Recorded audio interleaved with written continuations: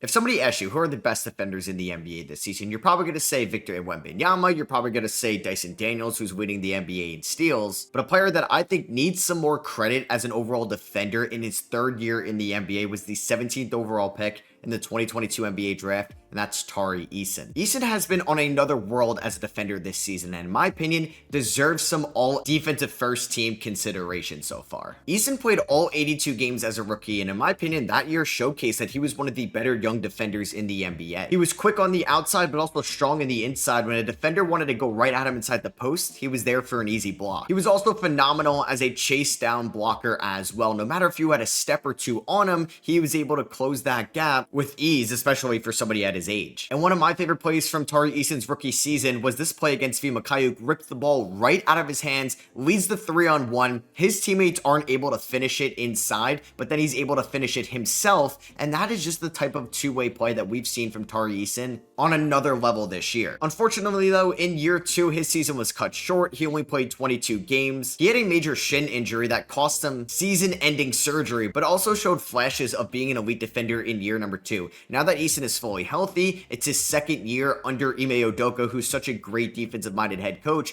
We're seeing Eason be one of the best defenders, not just at his age, but in the NBA. So far this season, Tari Eason, throughout 15 games, is averaging 1.9 steals and 1.2 blocks. And according to Basketball Reference, he is the leader in defensive box plus minus with a 4.4 rating. The next highest is Nikola Jokic at 3.8, Chet Holmgren at 3.4, and his teammate Alperen Şengün at 3.3. And usually big men dominate that stat, and Eason as a wing defender is showcasing that he could be a great post defender, perimeter defender, and transition defender. And if the eye test doesn't do you justice, all the advanced defensive analytics love him as well. And he just allows the Rockets to switch on everything when he's in the game, and sometimes this season has been closing games for the Houston Rockets, sometimes over Alperen Şengün because of his elite defensive play. He's also been so much fun this year to watch defensively with Amen Thompson by his side. This play against Damian Lillard gets a little bit of a step on him, but Thompson and Eason are able to close out together on Dame, making it impossible for smaller guards to score on that duo. And I thought he did a great job against Giannis Antetokounmpo the other night as well, making his life so much more uncomfortable, especially when he was in the post as a defender on Giannis. This play as well, where they're just trying to get it to Giannis in the post, and Giannis has a couple inches on Tari Eason, but he is not letting up that position and using his vertical leap to get a steal, and it's just the backbone of the Rockets' top 10 defense this season. And something we saw a ton in his rookie season, his ability to crash down on players when they are inside the paint and just use his long arms to get steals when those should be easy shot attempts for opposing players. Or this play too, where he picks up Harden at half court, and this is one of the better ball handlers in the NBA, and he just rips the ball right from him, which causes a jump ball, and that's just what Eason does throughout the whole game. You guys know I'm a big Knicks fan, and I think he single-handedly won them that game defensively. He did a great job on Brunson, but also in transition as well, blocking OG Anunoby and never letting up on any play, even though the Knicks scored. And these are plays that Brunson's able to get to the rim and get off some really good shots, but Eason is not letting up whatsoever and gets the great contest on Jalen Brunson, one of the best mid-range scorers in the NBA. And we've seen defensive highlights on Giannis, Brunson, and Harden, but it's everybody. This is one of the best offensive players in the NBA, Shai Gilgeous-Alexander, being guarded by Tari Eason, and this is a shot Shai makes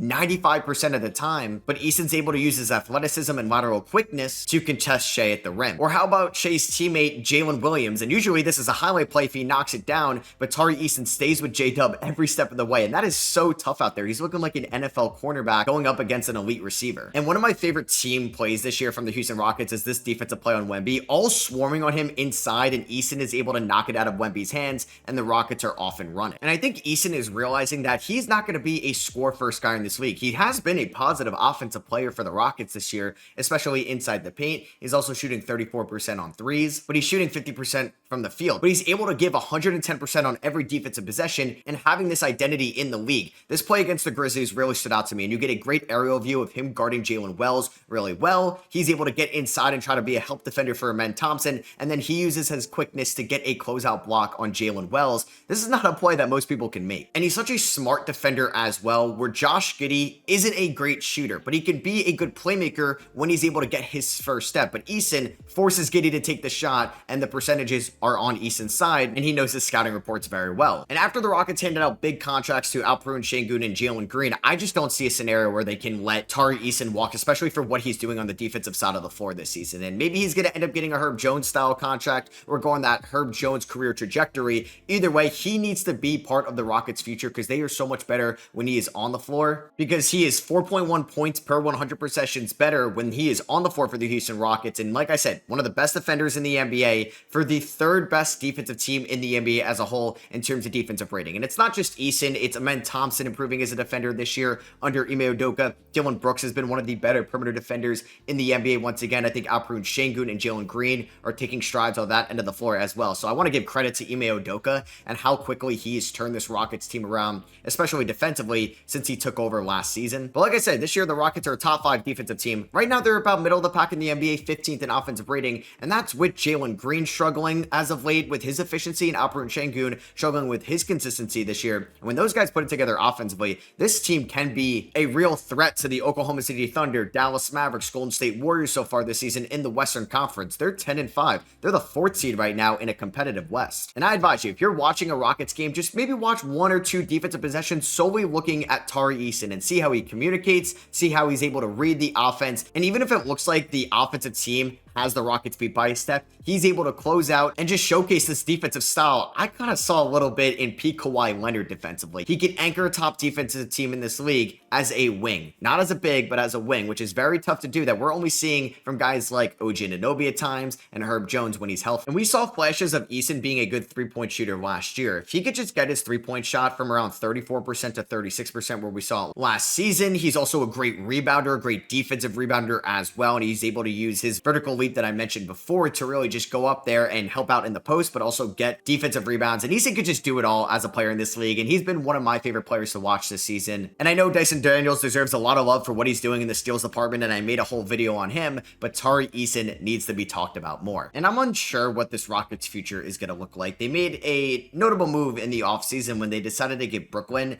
their first-round picks back, and they took on the Phoenix Suns' future first-round picks. There was talks about an Alperen Şengün trying to headline a Kevin Durant deal. The Rockets are always going to be in big name rumors because of their market size, what they've been in the past, and what their owner is. And they're a team right now that has a lot of young guys that probably needs more playing time. You could say the same about Amen Thompson, who probably needs to play more for his production this year. You could say the same about Reed Shepherd, trying to see what the number 3 overall pick can do. Jabari Smith Jr., the 3rd overall pick in Tari Eason's draft class, has definitely not been living up to expectations as well. And you wonder if he doesn't get the ample playing time that he needs to develop. Is he going to be in this team's long-term plans? They can't move Alperen Şengün and Jalen Green for a little bit. Not sure if they even want to. Fred VanVleet is still making a lot of money that they could move in the offseason. They pick up his team deal. Dylan Brooks is making money. Jock Landale, Steven Adams, they're all making money. This could be a team that ends up making a notable move at one point. And if I'm Houston and I'm trying to build a championship team with that big move, I'm doing all I can to keep Tari Eason and Amen Thompson, because these guys can really win you playoff series for what they could do on the defensive side of the floor. But I'm sure if you want to keep these players, if you're trading for a big name, that team is probably going to want Eason and Amen Thompson as well. So it's going to be really interesting to see where Eason is in 2 to 3 years. Will he be able to be this elite defender on another team? Because I believe he can be. So that is going to be for me. I hope you guys did enjoy this video on Tari Eason. Let me know what you think about him and his defensive style of play in the comments. Drop a thumbs up if you did enjoy, but no worries if you didn't. The next video I want to make is definitely going to be on rookie standout Jared McCain of the Philadelphia 76ers. So make sure you're subscribed to be able to watch that video, and I'll catch you guys there. Peace.